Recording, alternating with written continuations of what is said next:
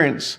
While this might be decided later on in the event, it's also possible to schedule this experience through the registration process and make this part of the individualized journey for the attendee. Building your online registration. For online events, registering for the event with your organization may be the first point of contact that an attendee has with you. Therefore, there are a number of elements to think through in addition to the fields of information that you're collecting. And these ultimately relate to assets that our project managers and event managers typically ask you to provide us with. Firstly, the design of the ticketing. You need to be thinking about including your event branding in the ticket. Secondly, confirmation message once registered. This is the page that appears immediately after registration to indicate success in registration. We have some stock confirmation pages, but advise you to customize this message as it's from you to the attendee. The registration confirmation email content, this is very similar to the confirmation message we just talked about. Now, we have some examples of what good confirmation emails look like, but again, this is a message from you, so it's important to ensure you get the message and the tone correct from your organization. Lastly, the pre-event landing page. Once an individual has registered, they won't experience the full event until the day that it begins. However, it is still possible to move the objectives of the event forward with an effective pre-event landing site. This is the location where registrants will be directed to upon completing registration. It includes your basic branding elements with a written welcome message and usually a countdown to when the event will open. We also advise that in addition to any text, you include a welcome video, which can help orient your audience regarding what to expect at the event, as well as creating excitement and maybe pointing people to a specific call to action that you may have in that pre-event build-up period. This might be a temporary landing page until the event watch page is created. Now let's talk about collecting money for a moment. A number of ticketing services out there handle the payment processing of an event for a significant fee, which is often taken off the top of the monies collected before the remainder then reaches you. Now we at Saudis operate on a different model, and that's a bring your own Stripe account approach. This means that you will pay the percentage transaction fee, maybe that 2 to 3%, and then receive the income directly from your audience to your bank account. The next question is, when should I open registration? Now, some organizations have established behaviors concerning when they open registration for their events, and it would create confusion to their audience if they veered from this course. However, when no such general behavior has been established, a common question that is often asked is when registration should be opened. Now, while many aspects of a physical event and an online event are transferable, this is one area that must have a few different considerations. An in-person event will often require the audience to take time off work, or at least their day-to-day schedule if it's an internal organizational event.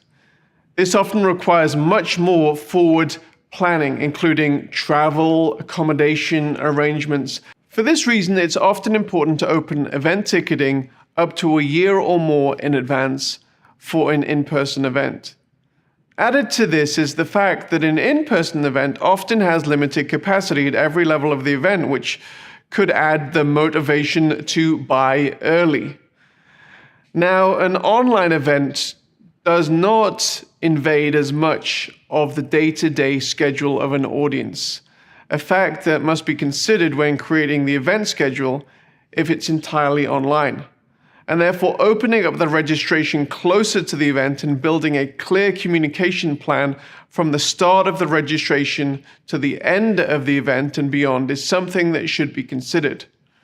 For hybrid events, you may even consider opening up the online portion of the registration later than the in-person portion. While you can still utilize early bird pricing in online events have no real space limitations for the size of an audience. While you can utilize early bird pricing in online events really have no space limitations for the size of the audience. This doesn't mean that an event should have an unlimited registration. Unique limited experiences based on human limitations of breakout watch parties or VIP one-on-one consultations may create that exclusivity that is often a big selling point for an in-person event. So that's pretty much all there is for this section. So let's go through our checklist.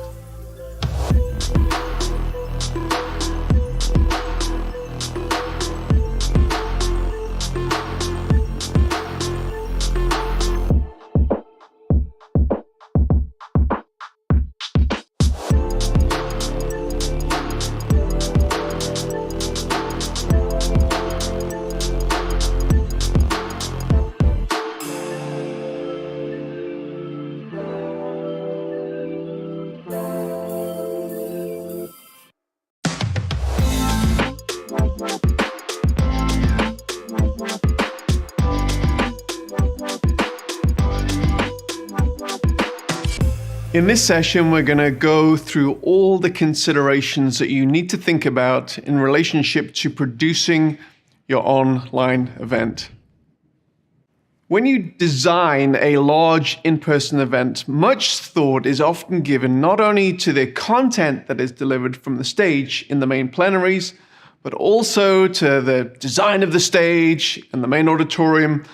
Also critical is the decor, flow, and hospitality from registration through the main sessions, the breakout seminars, the layout and the movement flow of attendees moving from main session to the exhibition hall, let's say, and finally, the time and the spacing between sessions. All of this process, along with thousands of other considerations unique to your organization, takes time and consideration. The bottom line is the way that the event is designed communicates to attendees their value and the value of the experience. Design gives us the opportunity and the ability to create the correct emotion and feeling needed to highlight the importance of the content that is being communicated in your event. Now, similar motivations must guide the approach to designing an online event. An amazing brand contained with killer design, implemented with a highly intuitive user experience, will create the difference between a good and a great event. Creating this wow factor, as we like to call it, is something that will create that difference. Your audience is typically part of your tribe. They've come to your URL to experience your event. Now, while your audience could experience your broadcast within the context of a social media platform or even a cookie-cutter platform, in such scenarios, often the platform itself becomes a dominant part of the experience. You are, in essence, meeting in, say, Facebook's building rather than your own. Now, those of the utilitarian mindset may not care for this design aspect, yet I believe, and all of us at the Sardius team believe, that it's important to think about the following components in a similar way to the way that you would consider the component parts of an in-person event. Considering the video, the user interface, which we call the UI, which is typically more about the design aspect, the user experience, or UX, which is typically more about the functionality of the platform, as well as the timing of the overall presentation that altogether determines the quality and the wow factor of your event. Now, Sardius can adopt a number of approaches when it comes to design and UI and the whole graphic design process. The first approach that we take is that we do everything. Sardius always provides the user experience functionality related to how the event works, and we can also offer professional design services, which can be limited to simply the user interface of the main watch experience, but could also be extended to creating a unique brand guide with logos, graphical assets, motion graphic assets to avoid the workload for many busy design departments, or create a unique interface for smaller organizations that may or may not have a design department. Approach 2 is that you rely for graphic design on your tried and tested in-house designers or design agency. We are very intimately aware of the visceral effect of design and how much brand and design matter to design teams and agencies of so many of the larger organizations that we work with. Outsourcing design to a new company for what may be a large communication opportunity for your organization may not be the road that you want to travel at this particular time. And that's perfectly fine. In such situations, Sardius provides your design team with the different wireframe templates and options and previous examples of event layouts and user experiences that have been successful in our experience, and invite your design team to dream about what your brand would look like in the most optimal situation, often creating a flat design that then our team brings to life. The third approach is a more modular approach for perhaps more budget-minded clients. For those more conscious of time and budget, there are also more modular approaches that we can offer in this situation, giving you dimensions of some of the design elements that are needed to be populated for an event. In this case, it will still feel like you customized, as you will be responsible for colors, images, and design elements. However, it is a stripped-down approach. A list of design elements that you need to provide will be given to you by your event manager. Regardless of how the user interface is created, there are many design type elements that you will need to provide to our project management team that will be used to build the event out, and your event manager will provide you with that list. Coupled with an excellently designed user interface which effectively communicates your brand is the schedule and structure of the event, and considerations of when to present certain components of the event.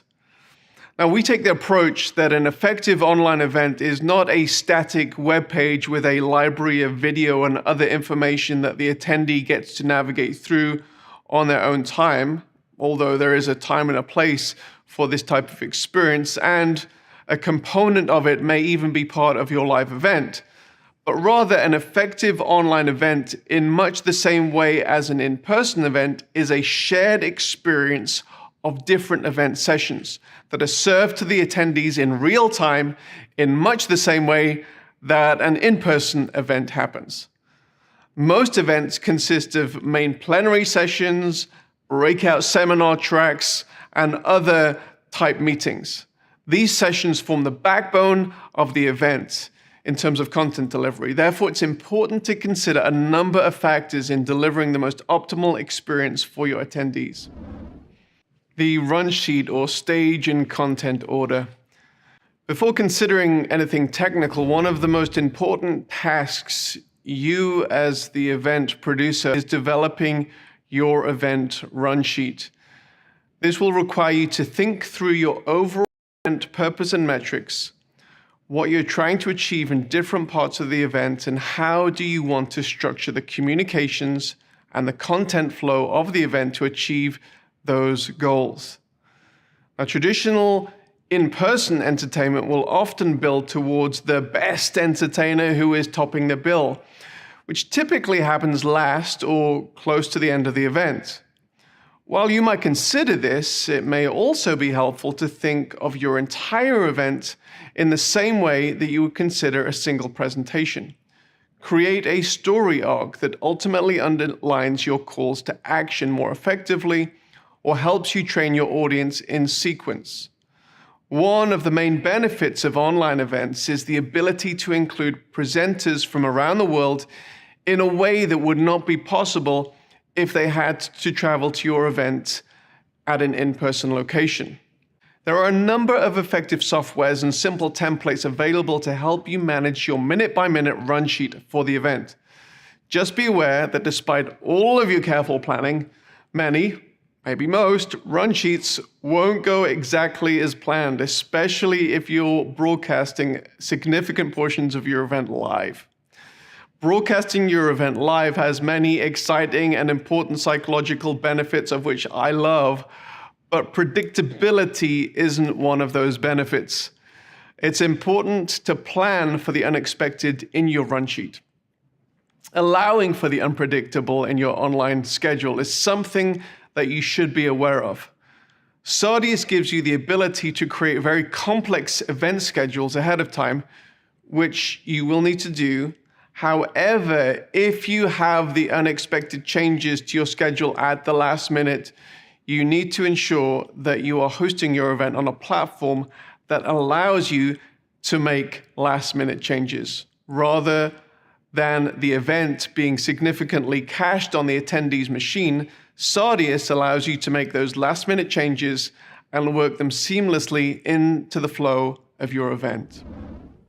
Now let's turn to the video production of the event. Typically for an in-person and a hybrid event, it's recognized that video production must be of a certain quality level. The same realization is not always recognized with exclusively online events. With the proliferation of video conferencing platforms, video quality often isn't given as much thought until the audience is struggling trying to follow a presenter who has filmed his presentation on his mobile phone with bad video and audio. And when we speak of video production quality, we're speaking of video camera quality, audio quality, lighting quality, background quality, and finally broadcasting quality. Often with online events, the event producer is having to deal with presenters from diverse geographical locations. In the past, may have only been the preserve of outside broadcasts on newscasts of election coverage. Without having to produce full-on TV quality, here are a few suggestions to produce the best quality video for your event and mitigate against some of the inherent risks. Number 1.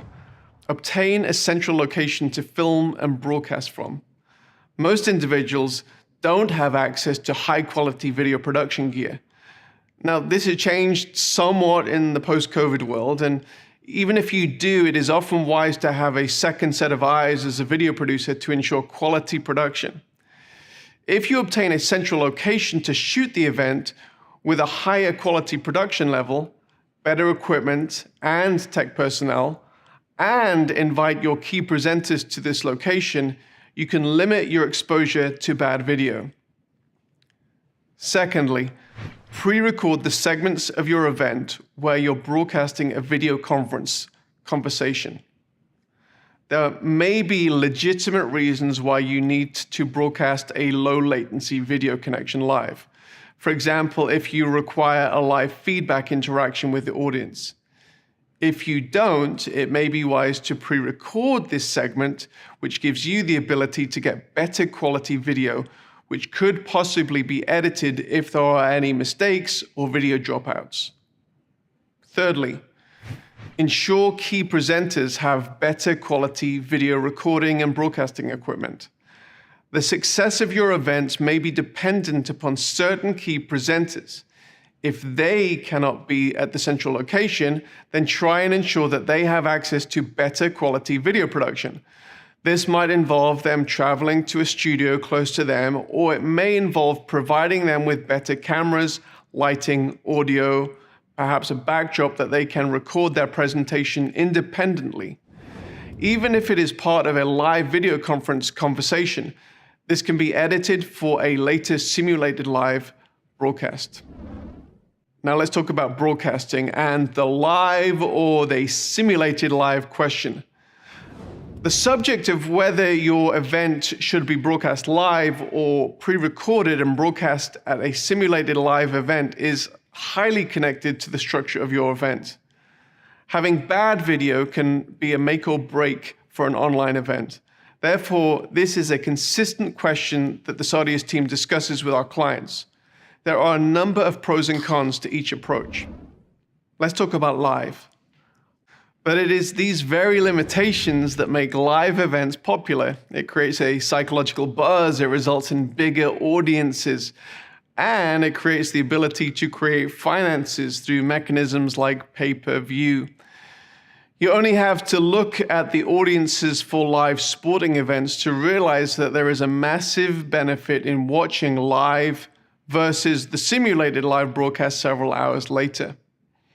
Now, even outside of the sporting realm, live broadcasts have a certain cachet that results in bigger audiences, and despite the inherent risks involved, which we'll talk about, they give you some opportunities that are not available with simulated live or video on demand. These largely boil down to live audience engagement. And this includes interaction with questions from the audience who are posting in chat or via video conferencing, the ability to poll or to ask your audience questions and get in-the-moment responses. The risks connected to live broadcasting are related to two main factors.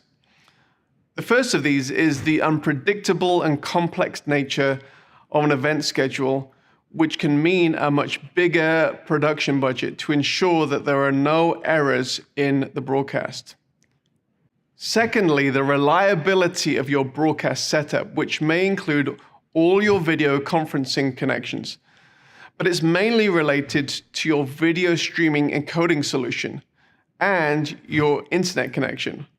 While Sardius can and does work with many encoding solutions, there are a few that we recommend depending on the nature of your event. These include Resi, Haivision, Telestream, and a few more that we can talk about. If you're unfamiliar with the world of web streaming, it may be advisable for Sardius to handle the streaming portion of your event. For one-off events, we will typically use Resi as our live streaming partner due to the resilience of their streaming protocol in many event situations. One of the most frustrating possibilities in a live streamed event is the audience having to deal with buffering issues. Mitigating the possibility of buffering is something we advise repeatedly and believe one of the best ways to do this is by using HLS streaming. Simulated live. Despite the cachet that's involved in live streaming, this may not be the right way for you to go for a number of reasons. Live broadcasts, if done well, can often cost more in terms of video production and streaming and can cause you a lot of stress due to the inherent risks involved. Some thrive on this risk, others don't. Another approach can be to pre-record your program and then broadcast it as if it's live. This is often called a simulated or sim live broadcast. If you are not interacting live with your audience and there is no difference between what your live broadcast would look like and a broadcast that is pre-recorded, there are a number of benefits. Added to the reduced risk and potentially reduced cost, it also gives you an opportunity to broadcast at times that are convenient for your audience across different times of the day and even different time zones. Simulated live broadcasts also give your presenters an ability to interact in real time with the audience within the chat window, which can actually make an extremely compelling experience. They are presenting by video, but they are responding in real time in chat. Let's talk about copyrights for a moment. It's important in building your event that you have the correct permissions to broadcast the content your schedule dictates to your audience for the duration of the time that you wish to broadcast. This means it's important, if you intend to live broadcast and keep the archive of the session afterwards, that you have the correct permissions of the on-camera individuals. If you're broadcasting music, it's important that you obtain the correct performance and broadcast permissions ahead of time. If you need help navigating this, you can talk with your Sardius event manager who can point you in the right direction. Let's talk about user interface features for a moment. Every organization has internal language, behaviors, assumptions, and personalities. Operating within an organization for an extended period can blind you to such internalized communication. Yet this can be confusing to visitors and new attendees to your event. There are simple methods of presenting information that can provide clarity and context to your event, and which can orient your audience to help them quickly understand what is going on and ultimately help them understand you. These components include bios. Who is presenting now? Why should I listen to them? How can I connect with them through social links and other web calls to action? And how does their inclusion in the event add to the overall purpose of the event? Soddy's typically recommends you include headshots, bios, and links to your presenters, and we can provide the total list of presenters or pop-out modals, which will change throughout the event as your presenters on stage change. Secondly, the schedule. Providing a clear schedule for the event is a must. We typically do this two ways, with an at-a-glance approach as well as providing an interactive timeline under the main video player, which progresses throughout the event and gives the ability for the audience to see where they are at within the context of the whole event. Calls to action, or CTAs, are highly related to your main purpose and the metrics of success for your event. These should generally be decided ahead